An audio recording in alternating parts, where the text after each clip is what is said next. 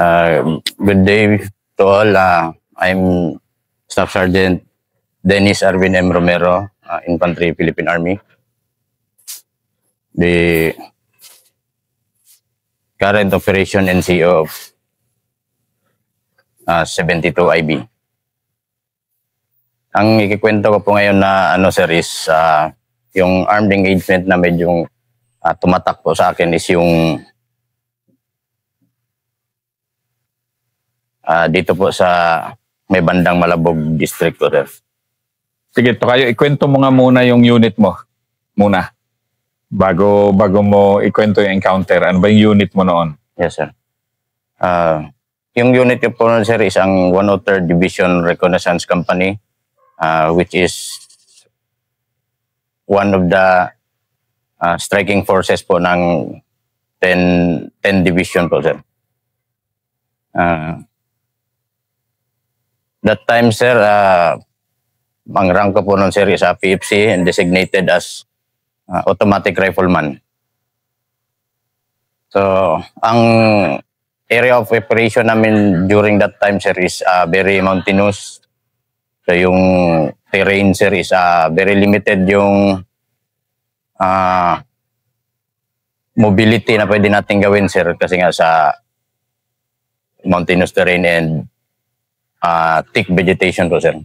Sige, ikwento mo nga yung gaano, kasi hindi naman masyadong, pakikwento mo nga gaano katatarik yung mga para ma-compare nila. Gaano yung bundok dyan sa Malabog District? Yes, sir. So yung, kung i-describe po kung gaano ka tataas yung mga bundok po dyan sa Malabog District, sir, is some are, yung iba, sir, umaabot ng 1,000 plus elevation po above sea level, sir. Medyo na yon. Yes, medyo sir. ano yon. May kalamigan na po na. May kalamigan na yon. So, kaya pag doon ang area of operation, sir, is medyo dagdag burden po yung sir. Dagdag challenge po sa amin ng mga sundalo, sir, na operating troops. Siyempre, yung lamig, madalas pa ang ulan. And then, yung terrain din, sir, is mas kabisado po ng kalaban, sir. Yun, ang big, Yes, sir. Yun yung malaking advantage po nila, sir. And then, yung mga supporter pa po nila that time, sir, is medyo malakas pa po, sir. Pero isipin mo, Davao City pa rin ito, no? I mean, yung Davao City kasi napakaluwang kasi niya, di ba? Pero yung bundok-bundok na yan, Davao City pa. Yes, sir. Part po siya ng Davao City, sir. Pero ang Davao City kasi is may sir, may marami siyang mga bulubundukin pa din po, sir. So when we hear Davao City, sir, is yung nakikita natin is yung maunlad na city. So beyond that, sir, is meron po siyang mga mabundok pa po talaga na area, sir. Yan. And yun yung nyo, encounter site nyo. Yan yung yes, nyo. sir. O sige, bira. So that time, sir, pa-exit na po kami nun, sir, sa after a 7-day combat operation po, sir. And then, dahil sa skill po ng ating mga sir, ng lead scout namin, sir, is we were able to track yung ng kalaban po, sir. Yung mga dinaanan ng kalaban papunta po doon sa encampment nila, sir. And then, nung time na yun, sir, dalawang combat group po kami, sir, composed of 2 teams each combat group with 18 personnel po, sir. Dalawang team composed of 7 personnel, sir, and then may 4 na command group. Command group. Yes, sir. Maliit lang yung grupo nyo kumpara sa maliit lang yun. Yes, sir. Yun din ba kasi yung sinusunod sa DRC po, sir, kasi mas madali pong sir, iwas sa burnout po, sir. Kasi kukunti yung maliit yung grupo, sir. And then, nung time na yun, sir, is exit na po sana kami, sir, papunta ng extraction point. And then doon nga na-track yung daanan ng kalaban, sir, which led doon sa encampment nila, sir. Then pagdating doon sa encampment, sir, is may minor engagement agad nangyari, sir. We were able to gain one body count, sir, yung combat group namin, sir. And then nung aakyatin na namin yung ano, sir, yung mismong encampment, sir, yung pinakatuktok is wala talagang ibang madaanan, sir. Kasi nga sa hirap ng terrain, sir. So, actually, yung nung araw na yun, sir, is yung team namin ang leading, sir. Pero nung na-track na namin yung malapit na sa encampment, sir, biglang nag-decide yung platoon leader namin, sir, na yung second team na naman ang mag-lead, sir, kasi exhausted na rin, medyo exhausted na rin yung team namin, sir. And then nung paakyat na papunta sa tuktok ng encampment, sir, is bigla na lang sumabog, sir, yung series of landmine, sir, 3 putok. Bali, napasok po talaga yung isang team namin, sir. Yung isang team, pati ang command po, sir. So, that time, sa kill zone talaga nung ano. yes, sir. Paano yung kanya? Paano yung latag nung IED? Nasa ano po talaga, sir, sa yung man-made, yung ginawa lang po talaga na daanan na pang tao lang po, sir. Paakyat po doon sa mismong ano, sir, main body ng encampment. Inabang talaga nila. Yes, sir. So, that time, sir, wala silang resistance nung may body count na isa. So, ang naghintay pala talaga doon, sir, is yung mga yung pangmalakasan talaga nila na grupo, sir. Kaya para, ang tingin ko doon, sir, ang intent nila is para maka-withdraw po yung main body, sir. And then, nung kukunin na namin yung ano, sir, napasok na sa landmine yung isang team namin, sir. So, sa isip namin, sir, is, ang pumasok agad sa isip ko, dahil being, ano, sir, junior po ako noon, PFC. So, naisip ko agad, sir, na halos baka naubos yung first team. Kasi dahil ano talaga? 3 series yung 3, ano po, sir, 3 landmine po, sir. And then, pag after nung series ng 3 landmine series, volume of fire agad, sir. Volume of fire agad yung kalaban, sir. Ang kami naman, sir, is pick up lang ba kami, sir. Hindi kami makapag-exchange ng volume of fire din, sir. Kasi yung direction ng kalaban, sir, is nandun sa gitna yung first team namin na nasabugan, sir. So, hindi kami sigurado, sir, na may nangyari talaga sa kanila, sir. So, nag-decide po yung team leader ko, sir, na pick up lang kami pag mag-return fire, sir.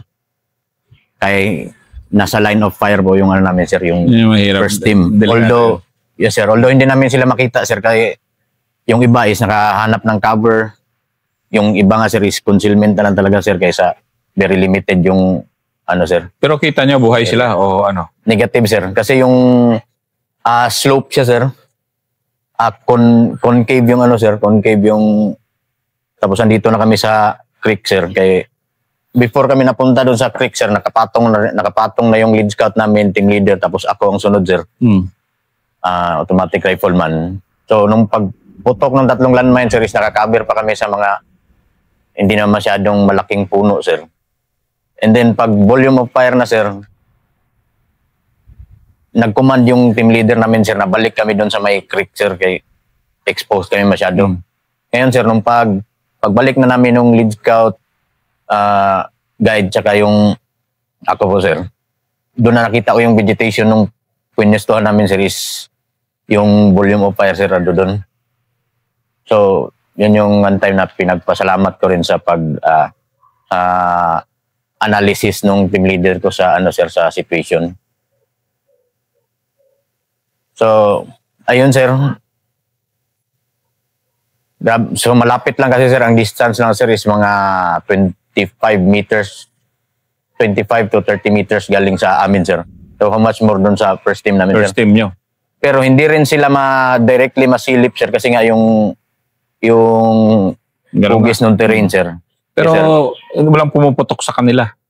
Sa ano po, sir? Sa kanila. Yes, sir. Hindi, may pumuputok ba sila o wala?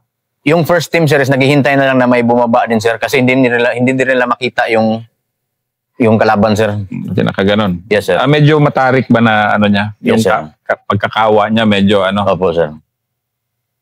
So, yung first team, sir, is akala namin, sir, na alanganin na talaga, sir, kasi walang pumuputok. Yung pala, sir, is sila, sir, is puro lang naka-aim na doon sa possible na approach ng kalaban, sir. Wise din. Wise. Yes, sir, Wise yung Wise decision, sir. decision. Yeah, yung lead scout namin, sir, is nakapatong na talaga siya doon sa peak na sir, yung location ng kalaban.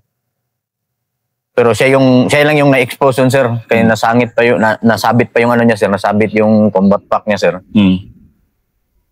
Naririnig niya pa yung kalaban, sir, na tara, kunin na natin. Ngayon, bakit hindi siya makagalaw? Yes, sir. Kaya siya yung sir, nag-return fire dun, sir, na lalapitan na sana siya. So, nag-return fire siya kaya hindi siya nakuha nung sir.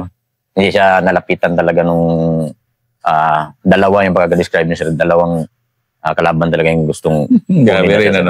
Yes, sir. Tapos, nung time na yun, sir, na grabe ang volume of fire is kaya ito yung naisip ko i-share, sir, is doon ko naisip na sir. Kasi yung mga previous engagement, sir, na medyo lamang, so okay lang sa pakiramdam, sir, parang mas ginaganahan ka pa, sir, parang mas gusto mo pang na yung may encounter, sir, kasi yung adrenaline rush mo, sir. Pero nung time na yun, sir, na hindi kami masyadong makaporma, sir, kasi nga, tamaan yung kasama natin nasa gitna, sir.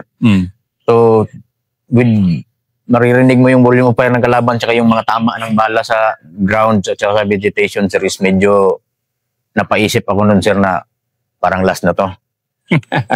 Iba talaga pag naririnig yung tumama yung sa Yes, sir.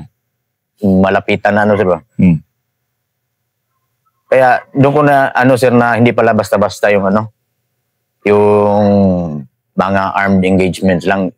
Very different siya doon sa mga previous armed engagement namin, sir, na medyo nakakalamang tayo, sir. And then yung kalaban is withdraw agad. So nung time na yun, sir, ang nagpapalakas ng loob namin, sir, is sir, yung team leader po namin, sir. So, sige, ikwento mo nga yung combat leadership sa mga panahon na ganyan. Oh, yes, sir. Mga team leaders namin noon din, sir, is well experienced din po sila sa combat, sir. So that time, sir, na nakikita niya siguro sa amin na parang may na kami, parang may nakakaramdam na kami ng takot there, sir, dahil nga sa volume of fire ng kalaban. So siya yung panay kinakausap niya kami isa-isa, sir, habang naka-message kami sa mga pwedeng mga possible approaches ng kalaban po, sir. So, siya yung pinapalakas niya yung loob namin, sir. Sige, kaya natin to. Makakauwi tayo. Gaano ka-importante yung ganon na boses pag mga ganon na napakalona ng sitwasyon? Very important po, sir, kasi kung ako lang noon, sir, is parang pinanghihinaan ako ng loob, sir. Dahil sobrang lakas? Yes, sir. Sobrang grabe yung putok talaga ng bala ng baril nila, sir. Tapos yung tunog po ng AK-47 nun, sir. Oo nga. Yun yung ito yung mga kwan. Yes, sir. Ang lakas pa naman ng AK. Tapos dagdag pa doon, sir, na akala namin is na dali na talaga yung first team. Kaya yun, sir, nung pag naririnig namin yung boses niya, sir, na kinakausap niya kami ng ganun, sir, is at least medyo na re-raise yung namin, sir. Na-re-raise yung moral namin, sir. Yung sinasabi niya sa amin, sir, makakauwi tayo. Sige, ikaw articulate ka di ba? Sige nga, ikwento mo nga yung isang sundalo, PFC ka pa noon. So, yes, hindi ka pa ganun kabatikan sa mundo ng pakipaglaban. Opo, sir. Ano ba yung feeling ng ganun na medyo yanig ka na? Yung parang, iba yung yanig, tapos malolo moral ka na dyan, yes, di ba? Kailangan ng magic talaga na command or yes, pero yung yung feeling ng ganun, yung mo nga yung ang nasa isip ko na lang noon, sir, is parang nawala na sa isip ko na mag-return fire, sir. Ang parang iniisip ko na, sir, last na to. naisip ko yung pamilya sa ganyan. Ganun na. Yes, sir. Tapos, yun nga, sir, nga, hindi ko na naiisip na may hawak pala akong baril, Ganun. na may dapat pala ginagawa ko is mag-return fire. So, noon, sir, with the guidance, nung malaki talaga yung tulong, naging tulong ng nung pag-guide sa amin, nung team leader namin nung time na yun, sir. Kasi, yung mga previous encounters nga, sir, is parang medyo, lang, hindi pa namin na subukan, sir, na yung ganun na parang last day na talaga ng buhay mo, sir. Kayo ang dehado. Yes, sir, yung nadehado yung position. Ano ba yung effect sa inyo ng dumagundong ang IED? Anong effect sa moral yun? Na talaga, sir, nabato kami, sir, ng mga 2 seconds siguro. Kung hindi namin narinig yung boses ng team leader namin, sir, parang kami, sir, nabato kami, sir. Nabato, na-shock, na Yes, sir. hindi makagalaw. Parang Yes, ganun. sir. Ang lakas pa naman ng IED dyan ng mga Yes, sir, panahon. malakas, sir. Yumanig talaga yung sir. Yumanig talaga yung lupa, sir. Sa training naman natin, hindi naman talaga, wala namang ganun na. Wala namang, may live na putok ng explosive, sir, pero hindi ganun ka lakas po, sir, na yung pati yung lupa is, May yung talagang ganun na. Yes, sir. Sige nga, tuloy. And then, nung time na yun, sir, siyempre, with yung, dahil sa leadership skill din nung platoon leader namin, sir, unti-unti, sir, is, unti-unti namin nilapitan yung position talaga ng kalaban, sir. And then, that time, sir, nag-request na rin po kami ng nun, sir, ng close air support, sir. Pero, nung narinig na namin yung sir, yung close air support, ang problema naman po, sir, is hindi na kami makita nung piloto, sir, kasi foggy na po yung sir. Yan na, wala Yan na. ang problema po doon, sir, pag medyo naghapon na is Hapon na. foggy na, hindi na ma-identify yung po, sir. Abort na rin. Abort talaga eh. Sir, kaya napilitan talagang bumalik yung sir, yung air support, which is yung nagpataas na yun ang moral namin, sir. And dito na, may air support, close air support, sir. And then, siyempre, sir, hindi sa circumstances na gano'n, sir, sa situation na hindi natin nila kami makita is napilitan bumalik ngayon yung close air, yung air assets natin, sir. Sige nga, anong feeling naman ng gano'n na inasahan nyo? Kasi alam ko yung feeling na ganyan, oy, okay, yes, meron na. Anong feeling naman na yung biglang umalis siya? Biglang nag-grace yung, namin, sir, nag-grace yung moral, kasi siyempre, naririnig na namin yung sir, yung air assets natin, sir. Then, nung na-monitor rin namin sa handheld radio, sir, na negative talaga, sir, kaya hindi na ma-identify yung location namin, sir.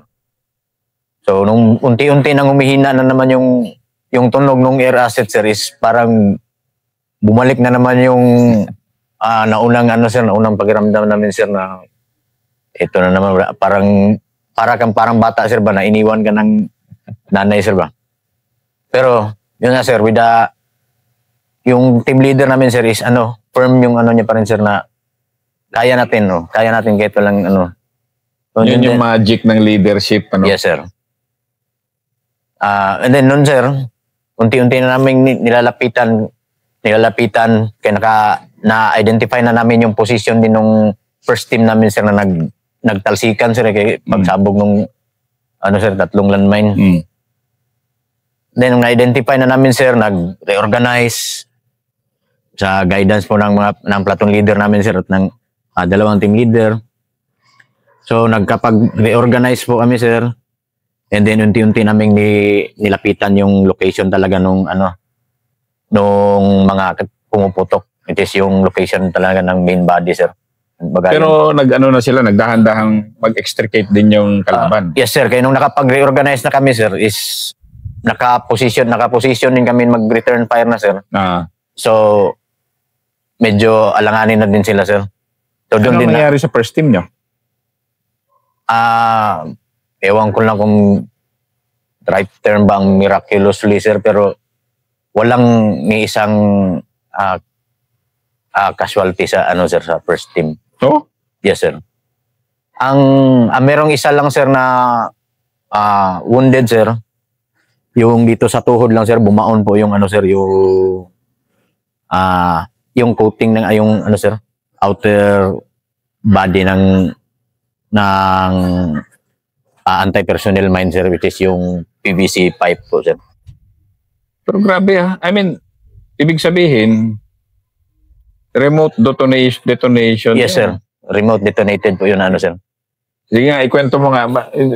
Bihira kasi na, unless antingan lahat yan or ano, pero bihira mangyari yan. Ay, yes, sir. Ako, may naniniwala naman po ako sa ganyan, sir. Sa ano, yung mga agimat-agimat. Pero yung team namin po, sir, is wala kasi kami mga ano din, sir, mga dadalang ganyan. And then, yung, I believe, yung first team, sir, is, ano, sir, may mga grupo po kasi ng ano natin, sir, mga kapatid natin na kung tawagin dito, sir, is yung mga bagani. So, mga members po sila, mga members po sila nun, sir. So, I think, sir, that's one of the reasons din, sir. Saka one of the reasons din, sir, na sila yung pinalitan nila kami mag-lead team nung day na yun, sir. Kasi first time kong makarinig kasi na walang injury sa isang landmine. First time. Yes, sir. Kadalasan yan, 10, 15, meron gang sa Basilan, 20, 27. Yes, sir. Ay, yung bagani yung... members po sila ng bagani, sir. Pero tropa rin. Pero tropa po sila, sir, mga seniors namin, sir. Ikwento mo nga ano yung bagani? Kasi dito lang sa Davao yan, eh. Yes, sir. Yung tinatawag po na bagani, sir, is, ang term na bagani is, sir, is, pag alam mo, sir, is ano yan, warrior, sir. So, may mga grupo ng mga lumads po natin, sir, na ano. So, nag-create sila ng ganyan na grupo, sir, with the sole purpose, sir, of community defense po, sir. Pero ano, sundalo na sila? O yes, dumaan sa tamang process, yes, o special enlistment? Ano no, sir. Regular, ano po sila, sir? Regular quota po sa regular like force, katulad mo? Yes, sir. Okay. Yes, sir. Tapos, yun yung ano nila. So, pag gumalaw sila, solid din na grupo lang sila, isang ganun lang. Negative din, sir. Ano lang, hindi naman yung buong team, sir, is ano, puro member nung group ng ano, sir, ng mga bagani din, sir. So, yun lang, sir. Nung na-find out namin, sir, na siguro nakatulong din yung mga anting-anting, sir. Pero ang isang inaano din namin, sir, is yung may purpose pa siguro sila, sir. May purpose siguro ang Panginoon din, sir. But ganon yung nangyari. Kasi first time, nakwento nila later sa inyo kung anong nangyari nga sa kanila. Merong ano, sir, merong nabingi. Ano, sir, ibig sabihin, kasi ganito lang yan, eh. Either malayo, yung landmine, pero hindi naman mangyari na malayo yun dahil kaya nga mo siya matrip, eh. Or nakakover sila, agad-agad. Pero nagtalsikan sila, sir. Nagtalsikan sila. So, ibig sabihin, yung... Yes, sir. Alam mo naman yung ano, IED, pag ano, yung air impact, niya, yung buga niya, yung impact niya. Yes, sir. So, malapit sila. Yes, sir. So, ano lang? Yung ano lang, sir, may humina yung pandinig, sir. Kaya siyempre sa lakas ng sabog, sir. And then yung isa lang din, sir, na may ano, sa tuhod po, sir. Yun lang. Yung maliit na wound sa tuhod, sir. Wow. Ganyan lang ako makarinig. Na Yes, ganyan sir. Na hindi. Yes, sir. Sige, tuloy. Tapos, and then nun, sir, nung nakapag-reorganize na, sir, nag-command na yung platoon leader po namin, sir, na dahan-dahan na naming akyatin yung ano, sir, na picture out, may magandang, na picture out na rin namin ng totally yung, ano, sir, yung terrain. So, nakahanap na po kami ng, ano, sir, ng pwedeng pinaka-pabor po na approach, sir, para maakyat na namin yung peak talaga, sir. Pero na umatras na main body. Hindi niya naabutan. Yes, sir. Pero may naririnig pa kami, may pumuputok pa rin doon sa ano, sir, doon sa baba nila, sir. So, nung naabutan namin doon, sir, kaya naano ko rin na medyo maganda yung naging resulta nung na engagement, sir, is pag-akyat kasi namin doon sa taas, sir, is ang dami nilang ano sir, karne ng ano sir, kalabaw. Which is, ginagawa lang yung ganun sir pag may plano sila na atrocity sir, pag may plinano silang na atrocities, kaya nagkakatay sila ng ganun nagpe-prepare lang ng ganun karami na pagkain sir, is kung may tactical offensive silang gagawin sir. So yun yung nakita kong isang magandang resulta pa nung na-encounter sir, kasi at least kung ano man yung pinaplano nila na tactical offensive sir is hindi na natuloy sir. Dahil doon na ano sir, na engagement.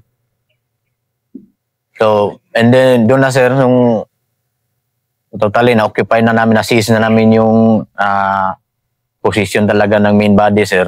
Nakita na we were able to recover pa po sir, may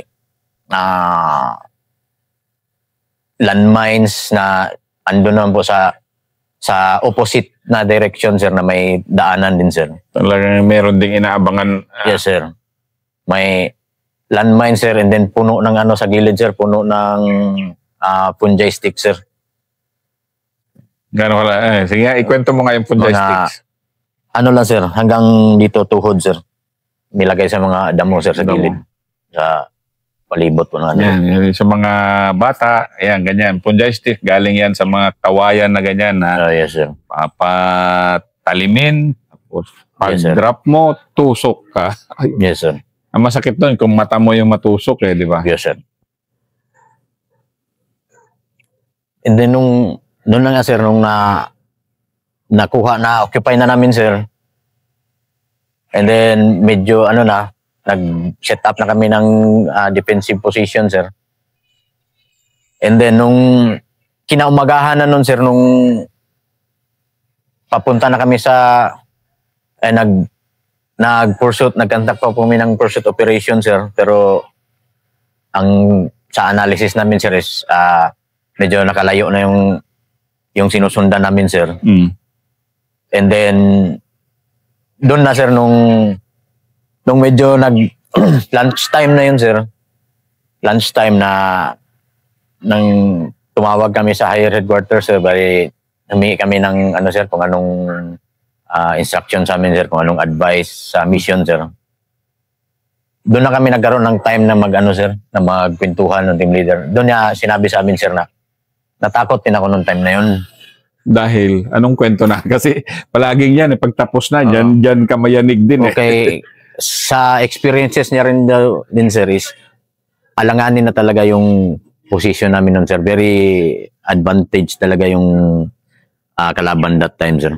So, sinabi niya sa amin sir na, kasi siyempre, tiningala namin siya sir parang hindi kami nakakita ng takot sa kanya sir Kaya siya ngayon nag-guide sa amin sir. Pero that time sir, nung nagla-lunch kami sir, is doon niya rin inano sa amin sir na kung ano-ano na rin yung pumapasok sa isip niya sir nung time na yun. Pero mas pinili niya sir na na wag ipakita sa amin sir, kasi siyempre siya yung team leader sir. Alam niya na sa kanya kami umuhugot din ng sir. Kasi pag pinakita niya rin daw sa amin sir na takot din siya sir. So siyempre yung buong team na sir is damay ng buong team sir. Yan ang combat leadership. Yes sir. Yun din po yung isang purpose sir, na itong experience na to yung gusto kong ikwento sir, na ikwento ko sir. Kasi to show yung sir, paipakita yung leadership ng mga non-commissioned officers po natin sir. Na nakuha po nila sir sa trainings and mostly through experience po sir. Experience talaga yan. Yes sir. So, gusto kong i-showcase dito sir is yung quality ng leadership, high quality ng leadership nung mga seniors namin that time sir, especially our team leaders. Hindi lang sa sir, hindi lang sa pag natin na sir, yung sa normal days na mga security operations, hindi lang ganun sir. Pero nung doon na sa time na yun sir, na nung halos lahat is na sir, low moral, is doon nag-stand up yung leadership skills nung NCOs natin sa sir, sa in terms of combat po sir. And sa mga high-performing units kasi, yan yung isang main feature sir. ng leadership. Yes, sir. And then, siyempre, yung platoon leader din po namin, sir. Of course, oh. Yes, sir. Pero kung minsan kasi mas direct kayo na katabi nyo yung Yes, sir. platoon, team leader nyo. Kasi kung wala yun, kung nanghina ng loob, wala na eh. Talagang, katulad mo nga, sabi mo nakalimutan mo nang may baril ka dahil Yes, sir. nagpa-process yung utak mo na ano ba mangyayari sa akin. Yes, sir. Kaya nung time din na yun, sir, nung under heavy fire pa kami, sir, doon ko rin naisip talaga, sir, yung value ng buhay, sir. Kasi dati, sir, nung nabanggit nga, sir, yung mga minor encounters armed encounters na-experience namin, sir, is parang mas lalo pa kaming sir, matapang, siyempre, adrenaline, lamang, nagwi-withdraw yung kalaban, sir. Tapos, doon ko naisip, sir, na hindi pala, mali pala yung namin dati na parang nangangarap pa kami ng may encounter na naman, ganyan, sir. Yes, totoo yan. Yes, yung parang, alam mo yan yung maturation process sa ganitong profession eh. Yes, sir. Nababawasan yung adrenaline mo, nakakonvert mo sa kalmado na disposition na katulad ng team leader nyo, takot na siya pero hindi niya pwedeng Pero yun ang mahirap pakalmahin yung sarili mo kung takot ka na, di ba? Tapos yung doon din po na experience, sir, is nung naging team leader na din po ako, sir, is Dali next episode natin yan. Yes.